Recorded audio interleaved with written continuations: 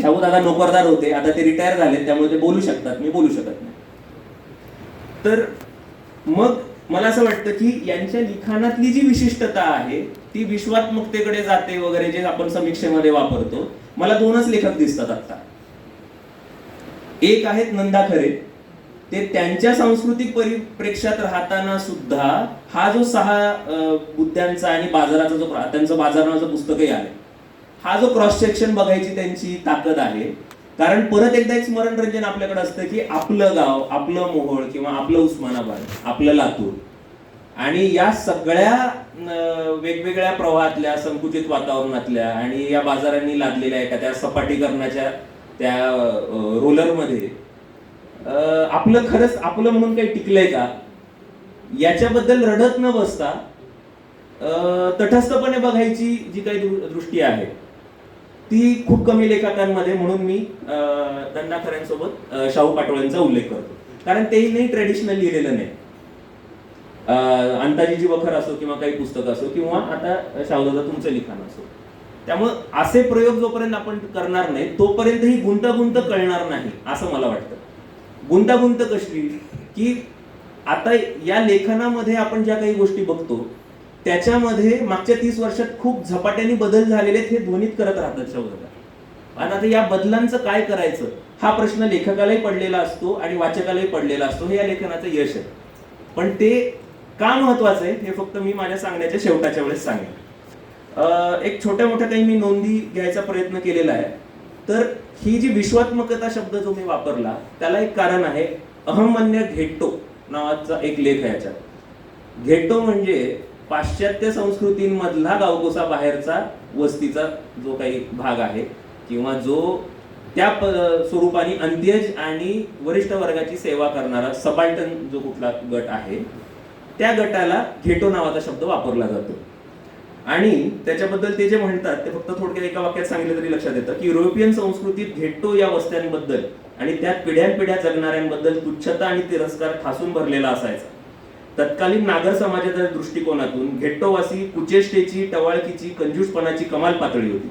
अशा हीन असंस्कृत जनांनी जगण्याचा अट्टहास का करावा हा प्रश्न त्यांनी सुरुवातीच्या याच्यामध्ये वापरलेला आहे. आणि त्याच्यामुळं त्याच्यातली एक जी तऱ्हा दिसते, गावांच्या नगरांच्या वेशीबाहेर त्यांच्या वस्त्या होत्या. गावकऱ्यांची चाकरी, सेवा, कामे, छोटासा व्यापार आटोपला की अंधार पडण्यापूर्वी आपल्या वस्तीकडे परतावेच लागे. शिवाय मूळ गावकऱ्यांनी घेट्टोवासियांची गप्पा मारणे, शिळोप्याच्या चौकशा करणे हा गुन्हा होता.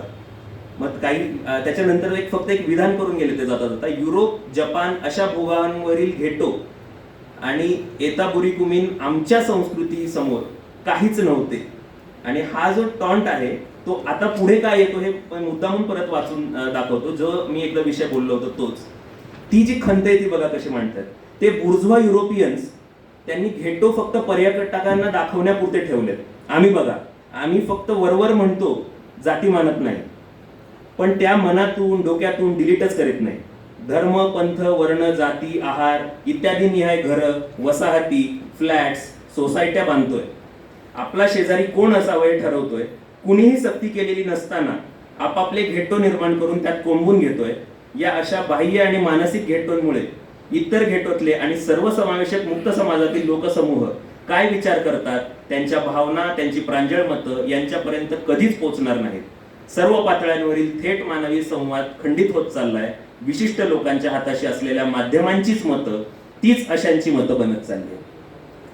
या एका पॅरेग्राफ मध्ये मला असं वाटतं की आत्ताचा जो गोंधळ झालेला आहे तुकडे पडण्याचा, किंवा त्या अर्थाने संविधानाने आपल्याला स्वातंत्र्य दिलेलं असताना आपण स्वतःचे घेट्टो बांधून देण्याचा, ही जी गल्लत आहे, हा जो गोंधळ आहे हा या पॅरेग्राफ मध्ये.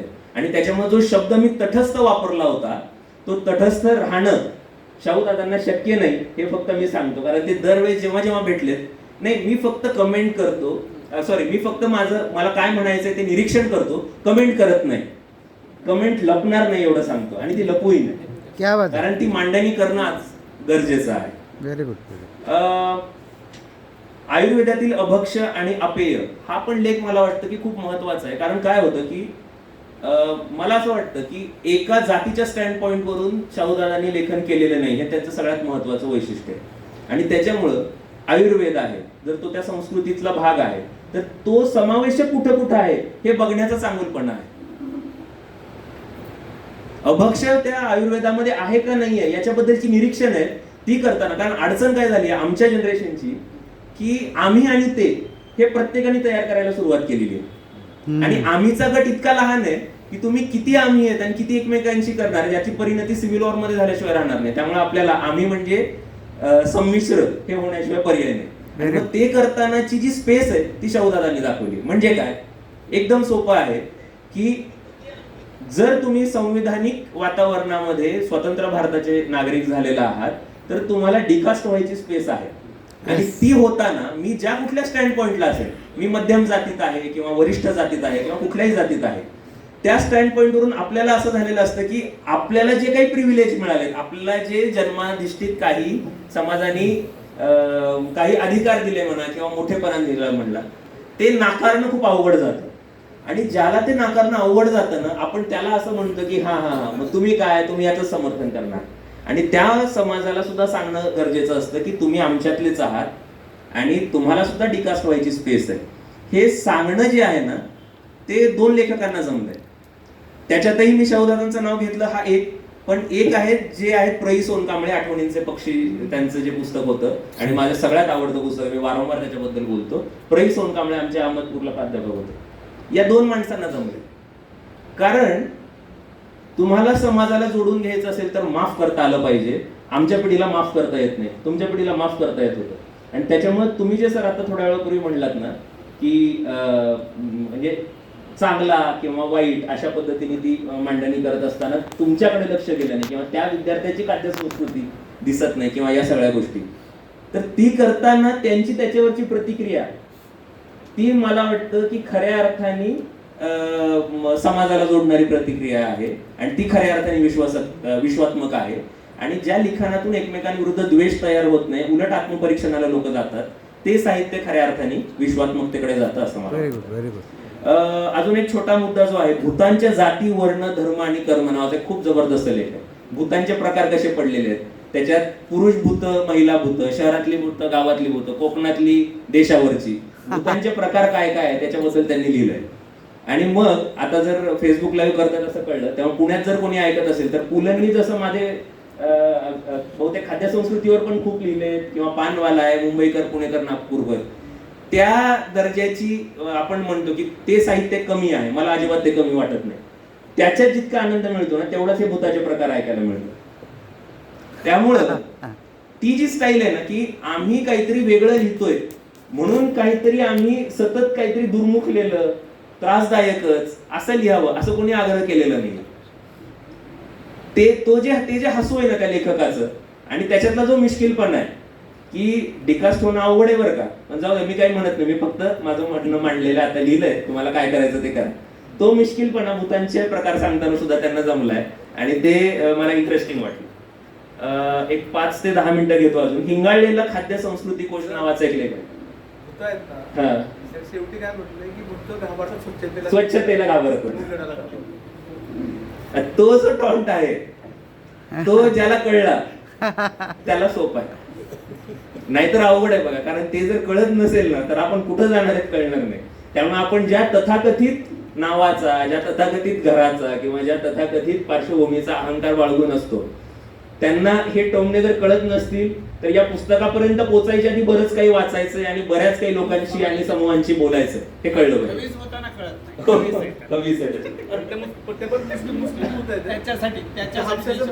हो. आणि या अनुषंगाने एक सांगायचं की मुस्लिम समाजाबद्दलचे जे काही लेख आहेत की ते जोडून कसं घेतात, याबद्दल आता बोलता बोलता विषय निघाला म्हणून आपल्याला ते जे परत एकदा म्हणलं की आमचा समाज, मग तो तुम्ही जातीत बांधलाय का भाषेत बांधलाय का त्या प्रदेशात बांधलाय, ते आता मी त्याच्यावर भाष्य नाही करू शकत. पण मग याच समाजातल्या एका वर्गाला काय म्हणायचंय, ते काय विचार करतात, ते काय खातात, काय बोलतात, त्यांचे व्यवसाय काय आहेत, याच्याबद्दल आपल्याला काहीही माहित नसतं. आणि मग त्या समाजाने काही बोलायचा प्रयत्न केला किंवा सांगायचा प्रयत्न केला तर आमच्या चाकोरीने बोललं गेले का नाही हे शोधण्याचा क्रूरपणा आपल्या समाजात आला. सही बात. तो क्रूरपणा समाजाला घातक आहे असं माझं एक प्रांजळ मत आहे. साहित्याचा कार्यक्रम आहे, परत एकदा सांगतो. तर हिंगाळलेला खाद्य संस्कृती कोश हा खूप मजेशीर मला वाटलं, कारण त्या पद्धतीने साहित्य संस्कृती मंडळ पूर्वी नव्हतं आणि लक्ष्मण शास्त्री जोशींसारखा माणूस असताना त्यांनी म्हणजे रशियन असो फ्रेंच असो जागतिक स्तरावरचं तर लिहिलं गेलंच, पण महाराष्ट्रातल्याही विविध सामाजिक स्तरांना एकत्र करणारं लेखन छापायची त्यांची तयारी होती. त्याच्यात त्यांनी म्हणजे खूपच छान मुद्दा मांडला बघा. महाराष्ट्रातील ज्यांच्या आहारात पर्शिया आणि अफगाणिस्तानातून इसवी सनापूर्वी कधीतरी आलेल्या हिंगाचा वापर केला जातो, अशांच्या खाद्य संस्कृतीचा पगडा महाराष्ट्राच्या खाद्य संस्कृती कोशावर ठळकपणे दिसतो. आणि म्हणजे पुण्या मुंबईला, आता मी पुण्यात शिकलो त्याच्यामुळे पुण्या मुंबईला नीट सांगता येईल असं एक खूप सुंदर वाक्य, ते मात्र वाचायचं होतं मला. या कोशात गावखेड्यातील खाद्य संस्कृतीची आणि पदार्थांची माहिती हे ऐकीव किंवा थेट कृषी संस्कृतीशी संबंध न आलेल्यांनी लिहिलेली आहे. महाराष्ट्रातील शेती, ऋतुमान, विभाग, वर्ण, जात, भाषा, स्थानिक शब्दांचे केलेले केविलवाणी अपभ्रंश यांची काही ढोबळ उदाहरणे वाचून वाचकांनी आपापल्या कल्पनाशक्तीवर जोर देऊन त्याचे स्वतंत्रपणे अर्थ लावावेत. मग त्याच्यामध्ये खूप भारी आहे. ज्वारीचे पीक हिवाळा आणि पावसाळा अशा 2 ऋतूत घेतले जाते अशी वाक्य पण त्याच्यामध्ये आहे. तर हे जे सांगण्याची पद्धत आहे, हा महाराष्ट्रात शेतात भजी खाण्यासाठी वेळ अमावस्येला आमंत्रण असते वगैरे. तर हे म्हणजे कुरुंदकर असते तर त्यांना हे आवडलं असतं, कारण त्यांनी दलित साहित्याबद्दल लिहिताना म्हणलं होतं की या साहित्याने सदाशिव पेठेबाहेर जग आहे याची जाणीव महाराष्ट्राला करून दिली होती. तर त्यांना हे नक्की आवडलं असतं असं वाटतं. जातीबद्दलचं जे काही आकलन आहे त्याच्यात दलित नको बौद्ध म्हणा आणि जो मांगीर बाबा आणि अण्णाभाऊ साठेंवरचा जो लेख आहे, ते 2 लेख मला खूप महत्वाचे वाटतात. आणि ते लेख वाचताना एक जाती धर्मांच्या पताका नाचवून जातींचा अंत कसा होणार.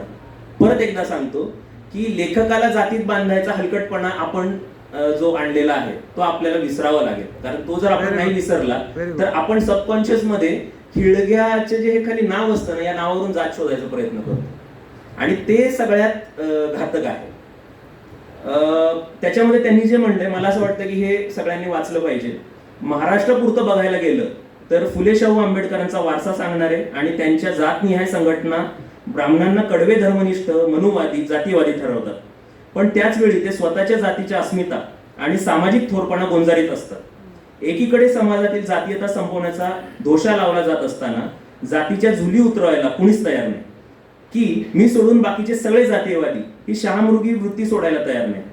एकूण ब्राह्मणेतरांमधील चळवळीच्या दृष्टीने परशुराम जयंती साजरी करणारे, दसऱ्या पाडव्याच्या शोभायात्रा काढणारे, ब्राह्मणांची ज्ञातिनिहाय संमेलने आयोजित करणारे ब्राह्मण जातीयवादी आणि सामाजिक विषमतेला जोपासणारे असतात.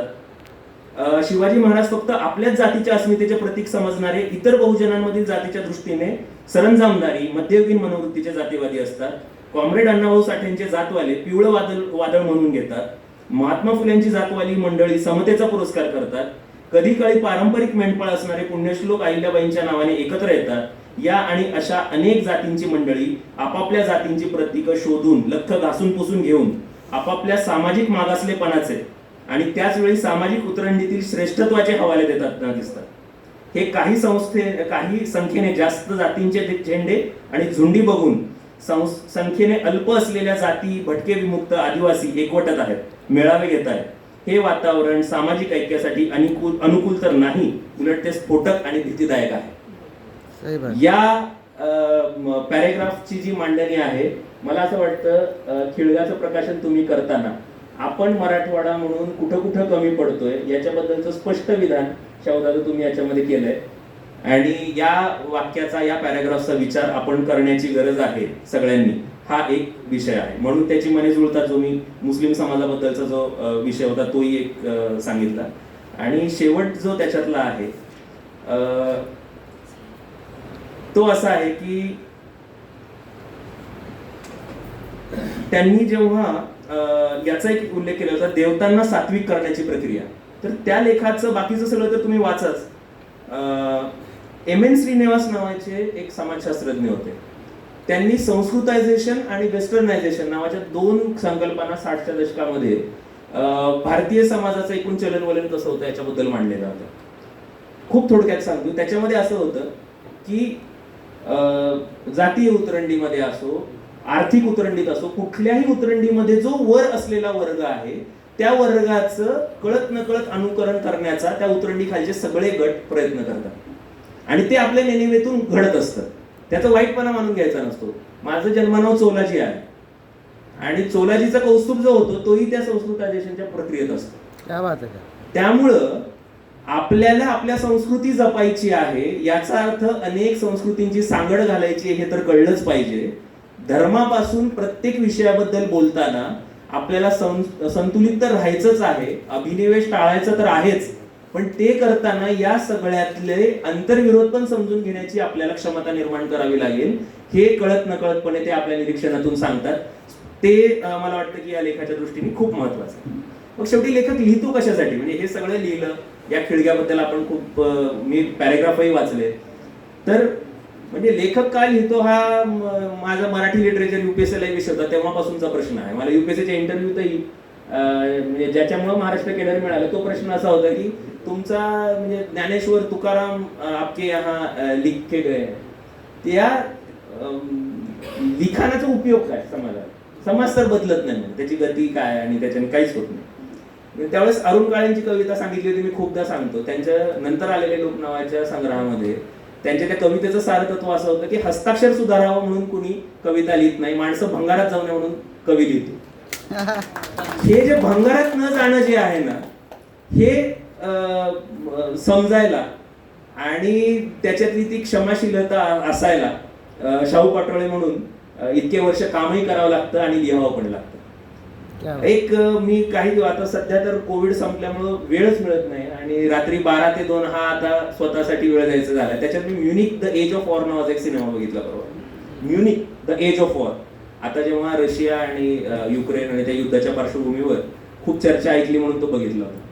म्युनिकमध्ये महायुद्ध सुरू व्हायच्या आधी झेकोस्लोवाकियातला जर्मन भाषिक प्रदेश आम्हाला द्या म्हणून हिटलरची मागणी होती आणि तो म्हणला तर आम्ही सगळं झेकोस्लोवाकिया ताब्यात घेऊ वगैरे वगैरे. ते सगळ्या डिप्लोमसीच्या गोष्टी त्याच्यात आहेत. 3 मित्र होते जे 30च्या दशकामध्ये ऑक्सफर्डमध्ये होते. 2 मुलं होते, एक मुलगी होती आणि जो मुलगा आहे तो ब्रिटिश होता आणि ते जे दोघं एक मुलगा एक मुलगी जे होते ते जर्मन होते आणि मुलगी जी ती ज्यू होती. हे दोघं जर्मनीत परत जातात. त्या काळामध्ये हिटलरचं वर्चस्व वाढायला लागलेलं असतं आणि हिटलरची जी जादू आहे ती त्या जर्मन मुलावर झालेली असते आणि त्यामुळे या 2 मित्रांमध्ये काही वैचारिक मतभेद पण झालेले असतात आणि योगायोगाने हे दोघं ब्युरोक्रॅट झालेले असतात.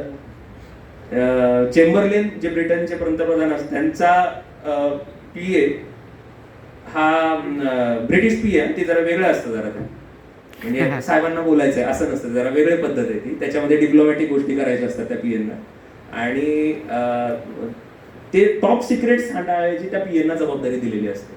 तर ते आणि नेमका जर्मनीमध्ये हिटलरचा जो पीए आहे की जो बाहेरचा मीडिया आपल्याबद्दल काय म्हणतोय त्याचं विश्लेषण करून त्याच्याबद्दलचं ब्रीफिंग देणारा जो आहे तो हा जर्मन मुलगा.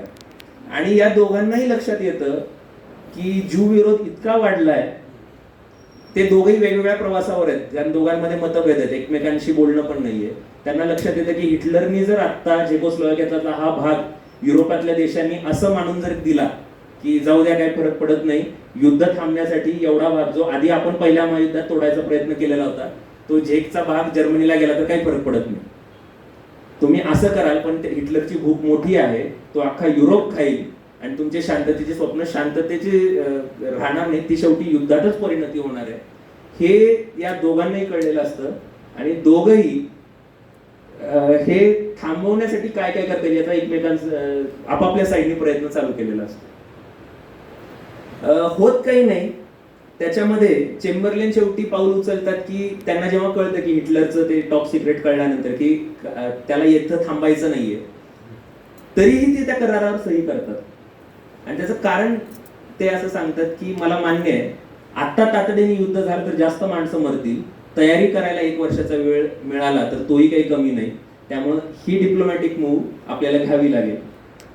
चेंबरलेन ते पाऊल उचलतात आणि तो जो जर्मन मुलगा असतो तो म्हणतो की मी माझ्या पातळीवर जेवढं कळवायचं होतं, जे सिक्रेट लीक करायचं होतं ते केलं, तरी 1 वर्षाचा स्पेस म्हणतो, तरीही मी जर्मनीचं असं अधपतन प्रयत्न करेन.